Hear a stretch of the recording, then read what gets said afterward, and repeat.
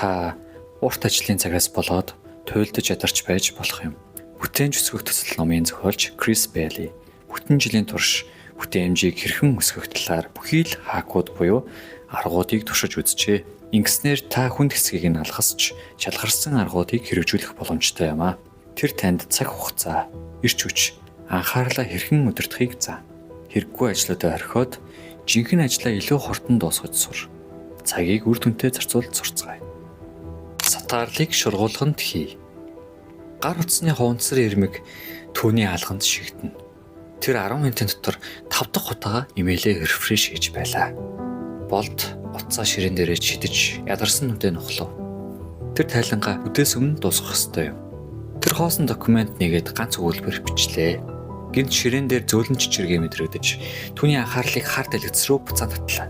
Гар нь рефлексээрээ хөдөлж зүгээр л мэдэгдэл шалгах гэж утсаа авлаа. Гэтэл тэр нь зүгээр л нэг аппликейшн апдейт байв. 30 минут зүгээр л скрол хийсээр цаг хугацаа урсан өнгөрөв. Тэр утсаа доотлын шургуулган шидэж түгжээд орхилоо. Эхний цаг нь яг л бие өвдөж байгаа мэт санагдсан. Түүний тарих наад шүүгээ онгоолго фидэ шалгах гэж ойрлоо. Гэтэл айжмаар өрөө нам хүм болов. Тэр галзуурсан хүсэл алга болж оронд нь нэг л 50 мэдрэмж төрлөө.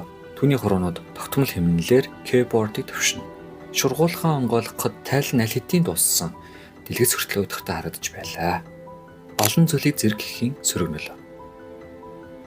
Таны нүд гэрэлцэн дэлгэц рүү ширтэнэ. Нүд чинь хорсож хүндэрсэн мэдрэмж төрнө. Цагийн зөв шөнийн 2 цагийг заа. Тархин дотор чинь 90 шиг таб нээлттэй браузер шиг л байлаа. Хүчлээд хийвэл дуусчихна гэж та бодно. Болгоор яг ийм тасралтгүй чимээн дунд амьдардаг байлаа. Тэр компьютер дээр ажиллахдаа подкаст асаалттай байлгаж илүү дуу чимээн түүнийг илүү бүтээмжтэй болгодог гэж итгэнэ. Би яг л машин шиг ажиллаж байна шүү гэж өөртөө хэлээ дахин эспрессо найруулна. Гэтэ тэр тайлангаа хийж дуусгах гэж бүтэн 6 цаг зовжээ. Тэр улирлын борлуулалтын тухай нэг параграфыг дахин уншина. Үгс нь хоорондоо нийлж манан шиг бүдгэрнэ. Түүний тарих хит ачаалалд оржээ. Маргааш өглөө тогтсорч Wi-Fi болон спикер нь унтарчихав. Гинт нам гүн болчихсон чинь нэг л сонин хүнд мэдрэмж төрөв. Ямар ч старл үлдээгүй тул тэр үзэг хоосон цас аваад тэмдэглэлээ бичиж эхэллээ. Тэр 20 минутын дотор бүх төслийн стратегийг зурвалжглаа. Цатаарах чимээ байхгүй учраас бодлоод нь шууд холбогдож эхлэв. Тайван тарих удаан ажилдаггүй. Харин чимээ шугаан дундуур цэцэн орох хор цотох шиг юм. Хойноос чаргууцалдах гэрийн ажлууд. Болд кейборд дээр байгаа ганц оймс руу ширтэнэ. Энэ бол мягмар гарагийн өглөө. Түүний хамгийн өндөр бүтээмжтэй цаг.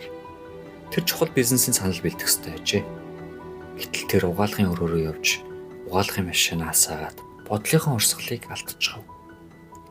Жижиг ажлууд амархан ялчих санагдана. Тэр жинхэнэ ажлаа төр зогсоож снак авах, мессежэнд тариу өгөх, ширээ арчих гэх мэт зүйлс хийв. Би их юм амжуулж байна шүү гэж бодоод чекбоксуудаа зөвлөж байлаа. Гэвч баасан гарагийн орой нэгэн хатун үнэн хэлб гарав. Гэрн гялцаал хөрөгчөнд шин ногоо байна. Гэтэл нөгөө чухал бизнесийн санал хоосон хэвээр. Тэр жижиг ажлууд төлөрлийг нь хулгайлчихжээ. Тэр завгүй чухал ажлууд дээрээ хил хязгаар тогтоох шийдвэр гаргав. Бүх удирдахтай ажлуудаа ням гарагт хийх нэгэн блок болгон бөөгнүүлв. 3 цагийн дотор тэр хүнсээ авч хувцаа угааж шалаа цэвэрлж гэлээ. Харин ажлын өдрүүд нь цэвэрүүлдэв. Даваа гарагийн өглөө гэхэд оймс ширээн дээрээс алга болсон байлаа. Тэр компьютероо нээгээд бизнесийн саналынхаа эхний хуудасаа нэг завсарлага авахгүйгээр бичиж дуусгав. Тэр эцэст нь цагаа зөв ашигласан. Жижиг ажлуудаа амралтын өдөр гих хайрцагт хийчихсэн учраас тэр. Эспрессо бол ховор нууц. Нэг аяг кофе бэлтгэхэд 5 минут ордог. Гэхдээ биеэс гадагшлахад 8 цаг шаардлагатай.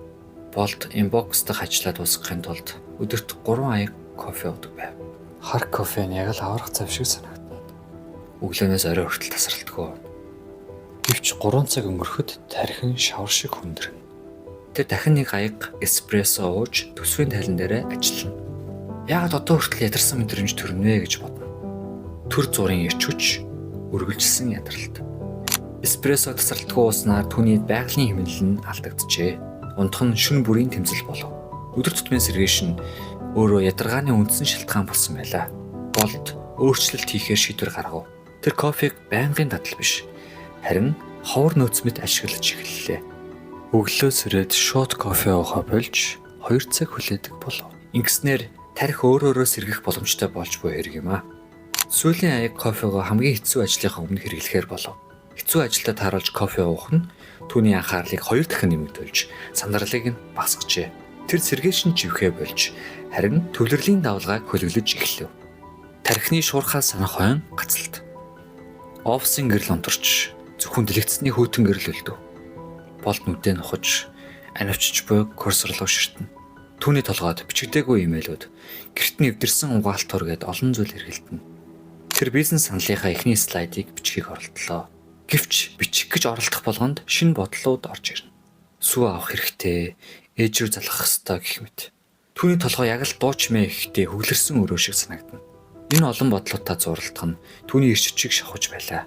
Тэр тархиа яг л хямд хатгалах төхөөрөмж шиг ашиглаж байлаа. Бодлуудаа түлхэх тусам улам хүчтэй эргэн ирж анхаарлыг нь булаа.